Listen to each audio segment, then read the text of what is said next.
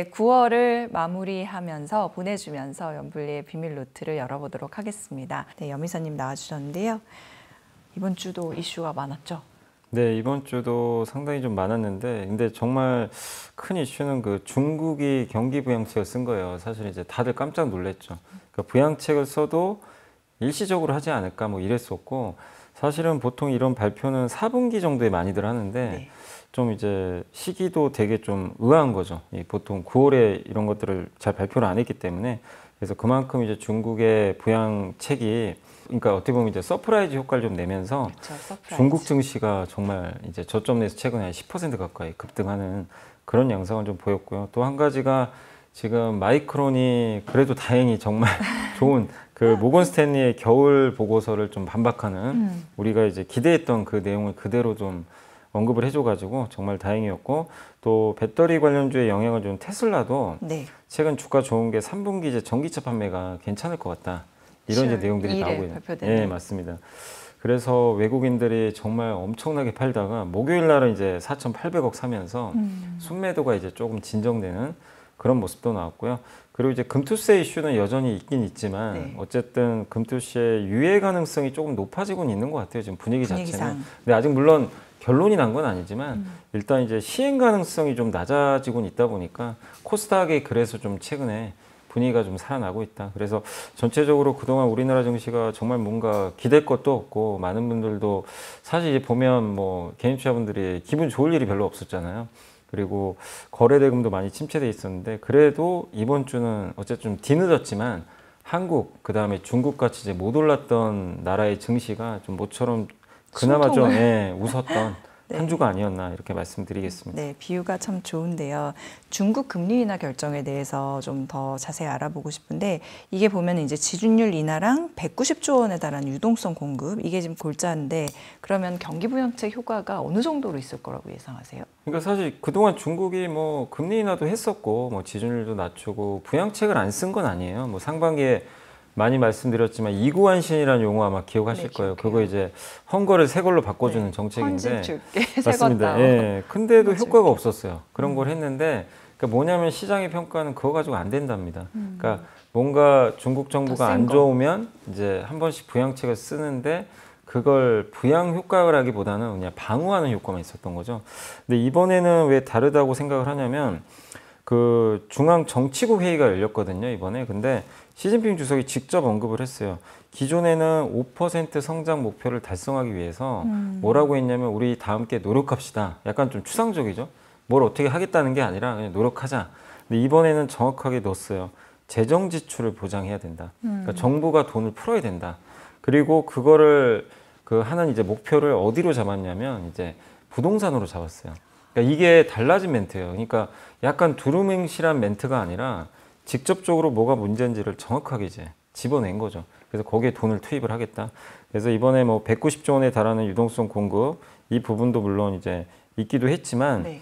어쨌든 금리 인하뿐만이 아니라 이 재정 지출 좀 통해 가지고, 이제 재정 지출이라는 건 미국처럼 정부가 국채 발행해 가지고 돈을 좀 찍어내는 거거든요. 근데 그거를 최대 한 2조 위안, 2조 위안이면 이제 우리나라 돈으로 이제 180 곱하면 되니까 360조 원 정도 된다고 보시면 될 것 같아요. 그래서 그 정도에 달하는 이제 유동성을 공급할 걸로 좀 예상을 하고 있고, 그러니까 시장이 이제 예전과 다르다고 생각하는 게, 중국 정부가 이번이 끝이 아니라고 얘기를 하고 있어요. 그러니까 계속 나올 가능성이 좀 높은 거예요. 어떤 이벤트가 계속 나올지 모르지만 생각보다 좀 강력한 그런 이제 조치들이 좀 나올 가능성이 높아서 네. 좀 긍정적이고, 또 놀라웠던 게 주요 은행들에게 1,420억 달러 이제 규모의 돈을 이제 중국 정부가 직접 주겠다는 거예요. 은행한테. 그러니까 이게 2008년도 금융위 이후 처음이거든요. 그 얘기는 뭐냐면은, 은행한테 돈을 준다는 건 대출하라는 얘기예요. 대출을 하면 물론 기업도 있지만, 사실 지금 중국은 제일 급한 게 가계 부동산입니다. 네. 부동산 가격이 계속 떨어지거든요. 이제 그걸 좀 방어하기 위한 대출을 하라는 이제 그런 이제 명령을 내린 게 아닌가 이렇게 좀 싶습니다. 그래서 부동산이 좋아지면요, 중국 소비는 당연히 살아나게 돼 있어요. 그래서 그런 것들을 우리가 한번 이제 기대해 볼 수 있는 좀 시점이 이제 도래를 했다. 그래서 이번엔 좀 증권가에서도 어쨌든 좀 기대감을 좀 높이고 있는 것 같습니다. 이번에는 네. 좀 그렇다. 알겠습니다. 그보다 이제 앞서 있었던 미국 금리 인하 B컷. 사실 이거는 뭐 지난주 비밀노트에서도 짚어주시긴 했지만 또 이제 시간이 지나면서 일주일이라는 시간이 갔기 네. 때문에 그동안의 흐름이 좀 예상대로 갔는지 미국, 우리나라 이렇게 좀 짚어봤으면 좋겠어요. 그러니까 일단 미국 증시도 그렇고 우리나라도 그렇고 금리 인하한다고 효과가 바로 나오는 경우는 없어요. 뭐 금리 인상도 마찬가지고. 근데 우리가 2년 전에 미국이 금리를 엄청 올렸을 때 그때 이제 후에 흐름을 보시면 자산 시장이 완전히 무너져 버렸죠. 금리를 너무 빨리 올리니까 물가도 높았고 그랬던 것처럼 금리 인하는 이제 반대 효과가 생기거든요. 이제 자산 시장을 올리는 효과가 좀 사실 생기죠. 그래서 미국이 경기 침체가 아닌 구간에서 금리를 인하했을 때는 어쨌든 다 올랐거든요. 1년 후를 보면 평균적으로 한 20% 올랐으니까. 그래서 지금 미국 증시도 강한 이유가 이렇게 올랐는데도 견조한 건 이제 차후에 있을 이제 금리 인하 효과를 기대하는 것 같아요. 그리고 우리나라 같은 경우도 이제 최근에 이제 이슈가 나오는 건 미국이 1% 정도 금리를 낮추면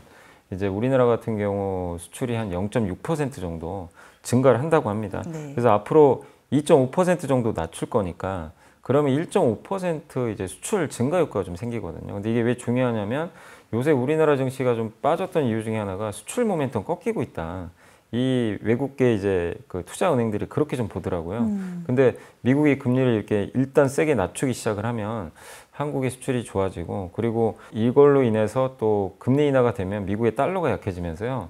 그 이 신흥국들이 달러가 약해지면 이 소비자들이 이제 물건을 좀 수입을 합니다. 왜냐하면 이제 비용이 줄어들어요. 그렇죠. 근데 여기에 또 유가까지 떨어져 있잖아요. 그러면 어쨌든 기업들도 비용이 들죠. 적게 들죠. 금리 떨어져서 소비자들도 일단 이자 비용 주는 데다가 수입 비용이 줄어듭니다. 그럼 이제 수입이 늘면서 그 나라의 또 소비가 증가하면 네. 당연히 이제 그런 쪽에서 이제 우리나라 또 수출이 또 증가하는 효과가 또 생기거든요. 사실 우리는 지금은 대미 수출이 굉장히 차지하는 네. 비중이 크죠. 대미 수출은 여전히 좋지만 사실 이제 신흥국이나 중국이 좀 안 좋았잖아요. 근데 이제 여기가 기대 이상으로 또 좋아질 수가 있고 거기에 좀 중국까지 부양을 또 하고 네, 있으니 중국 이제 부양. 이중 효과가 생겨버리는 거죠. 그래서 이거를 우리가 그냥 이제 금리 인하 하나보다 이걸로 끝내시면 안 될 것 같고 미국과 중국이 동시에 지금 금리 인하를 하고 있는 이거는 굉장히 이례적인 현상이거든요, 네. 사실은. 근데 그게 적게 인하하는 게 아니에요. 지금 굉장히 큰 폭으로 인하를 시작을 했기 때문에 이 두 가지는 사실 좀 걱정도 되는 게 보통 이렇게 금리를 계속 낮추면요, 나중에 버블이 생겨요. 자산 버블이 생깁니다, 항상.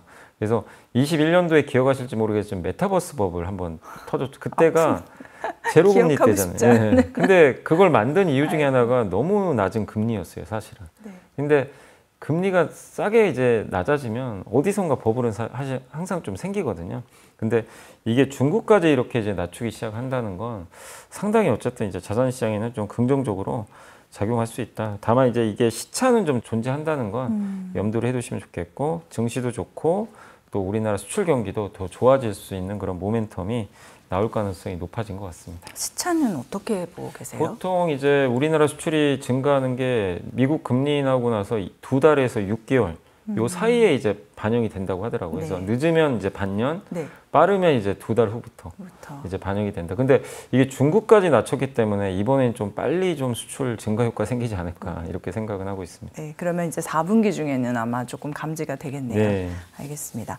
자, 그다음에 또 이제 가장 관심을 끌었던 거는 뭐 삼성전자나 하이닉스와 구조가 비슷하다라고 하는 마이크론의 실적 발표였거든요. 정말 기대 이상이었거든요.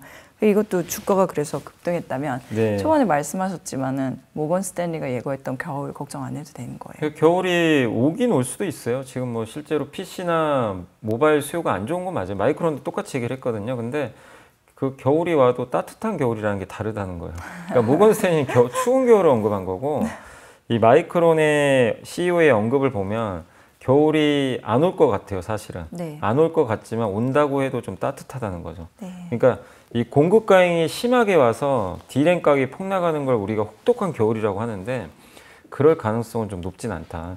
이렇게 보시면 되겠고 그래서 이제 모건 스탠리의 보고서가 나온 이후로 사실 뭐 어떻게 할 방법이 없었는데 기대할 수 있었던 게 마이크론의 실적 발표 우리가 한번 기대를 하고 있었잖아요. 근데 그 기대 이상으로 사실은 좋은 실적을 내줬고 그래서 마이크론 주가도 많이 오르고 뭐 삼성전자 하이닉스도 일단 반등을 했는데 핵심은 그겁니다.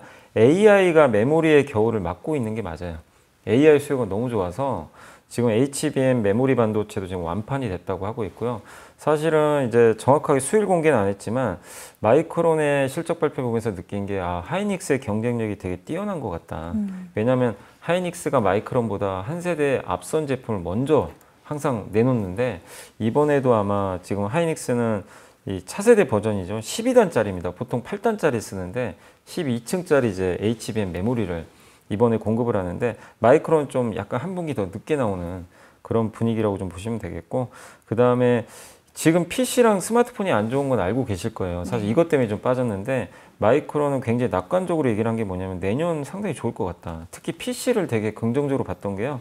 저도 많이 말씀드렸지만 내년에 이제 윈도우 10이 업데이트가 안 되니까 이거 바꿔야 된다. 그걸 언급을 해줬고 그리고 지금 일반 PC는 보통 한 뭐 12GB, 뭐 16GB 이렇게 들어갈 수 있는데 AI가 탑재되면요.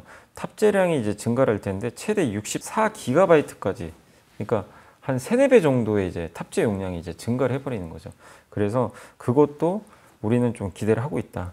이렇게 좀 언급을 했다고 합니다. 그리고 이거는 확실한 것 같아요. HBM 메모리 투자를 많이 해서 일반 DRAM 투자는 많이 할 수가 없다.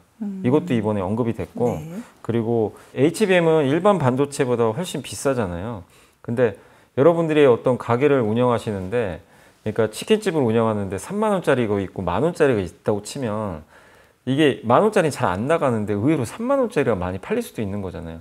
그러면 얘가 핵심은 요건데 원래 주력 제품은 이게 많이 팔리면 어떻게 되죠? 얘가 좀 안 팔려도 섞어버리면 이익률이 보존이 되죠. 네. 지금 그 얘기를 한 거예요. 사실 마이크론 CEO도. 그러니까 전통 디램이 PC랑 스마트폰이 안 팔려서 그것 때문에 빠질 수는 있다 하더라도 HBM 메모리 반도체가 잘 나가서 이걸 상쇄시켜준다. 그래서 이제 겨울이 오기가 좀 쉽지 않다. 이게 좀 핵심이라고 보시면 돼요. 그래서 이거를 마이크론이 확실히 언급을 해줬기 때문에 모건 스탠리의 보고서는 일단 좀 틀릴 가능성이 좀 높아졌는데 근데 다만 모건 스탠리가 마이크론 실적 발표하고 나서 많은 미국의 증권사가 다 긍정적으로 썼는데 여전히 모건 스탠리는 좀 안 좋게 썼더라고요. 뭐라고 썼냐면 변한 건 없다. 그러니까 AI 좋은 건 안다. 근데 PC 약하다. 마이크론 비싸다. 고평가돼 있다. 그래서 우리는 엔비디아를 선호한다. 그래서 중립 의견을 여전히 유지를 하긴 했습니다. 네, 모건 스탠리가 보통 보고서 낼 때 좀 어떤 편이에요? 아니 보수적일 때 굉장히 보수적으로 써버려요. 그래서 예전에 한번 설명해드렸지만 6년 전하고 3년 전에도 반도체 아주 겨울 온다고 세게 썼거든요. 그래서 그때 한번 난리가 난 적이 있는데 그러니까 색깔이 되게 분명하긴 해요. 그러니까 뭔가 아니다 싶으면 그냥 써버리고 네. 예.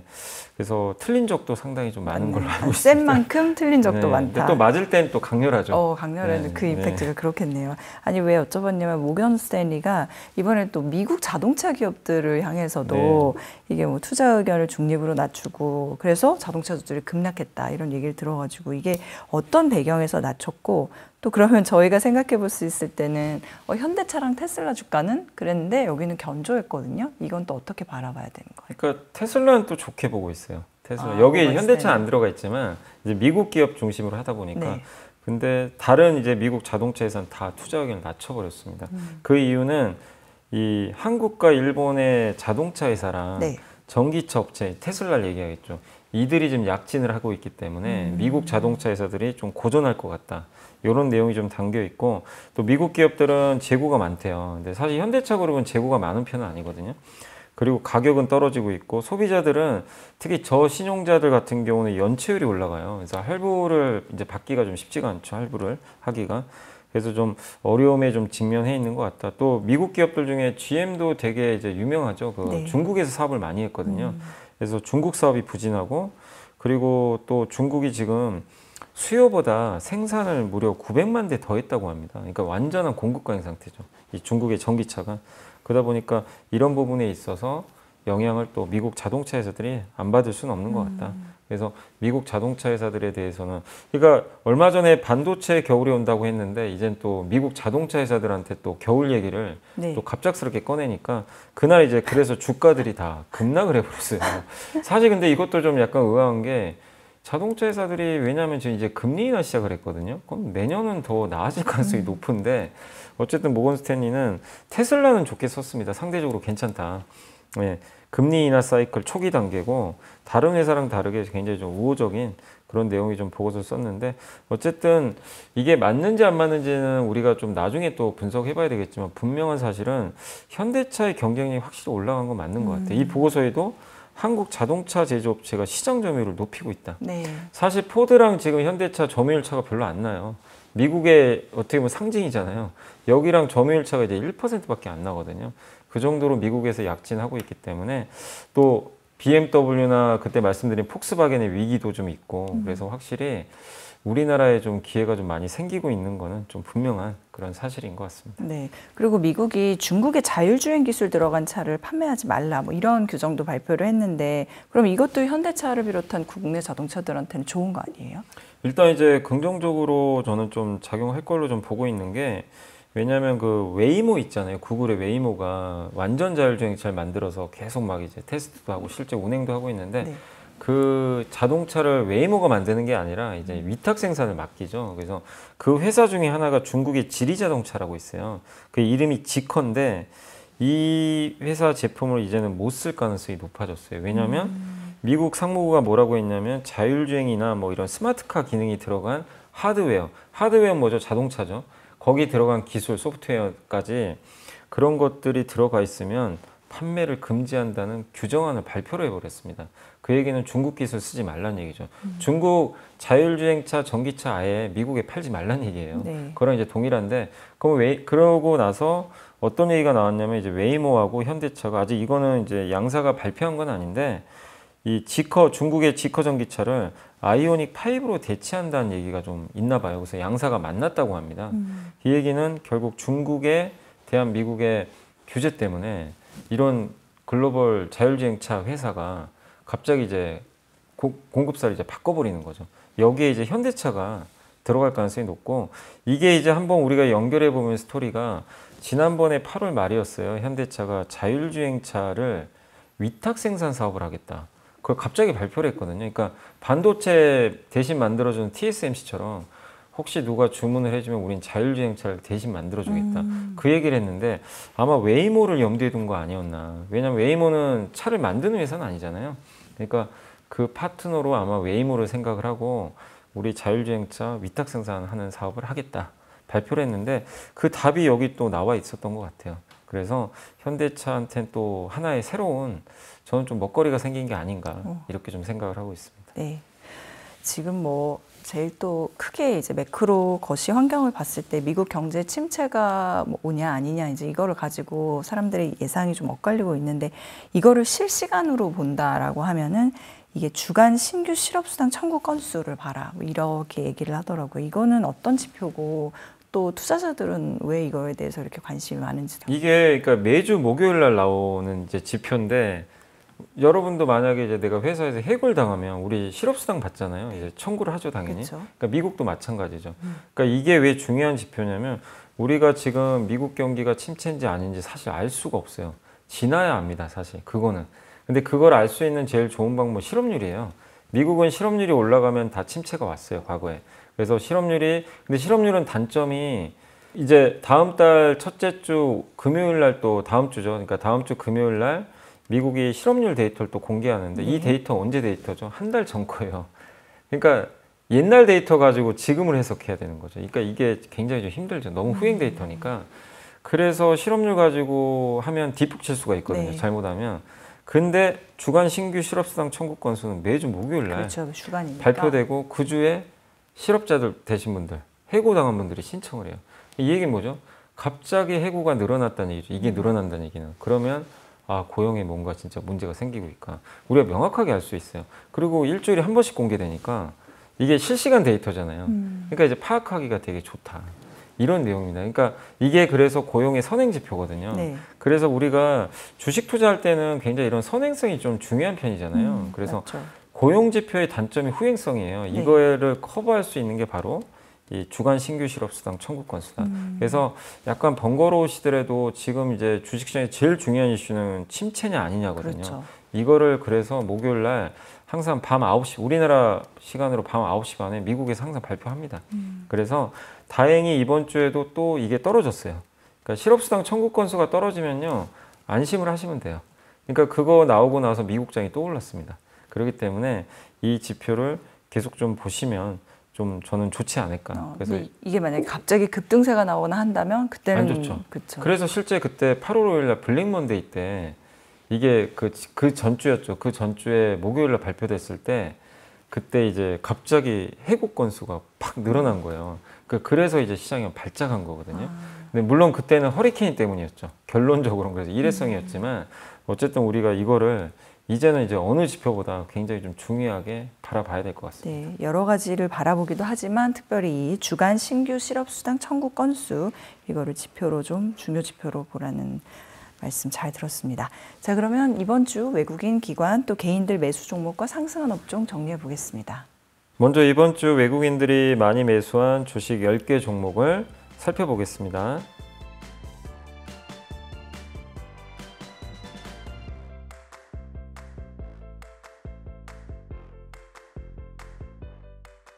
이번에는 기관들이 이번 주에 많이 담은 10개 종목을 알아보겠습니다.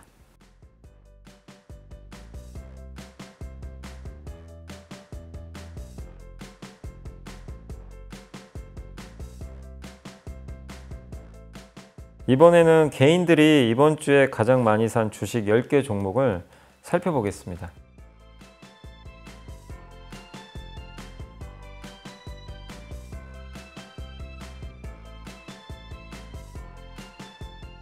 이번에는 이번 주 상승한 10개 업종을 살펴보겠습니다.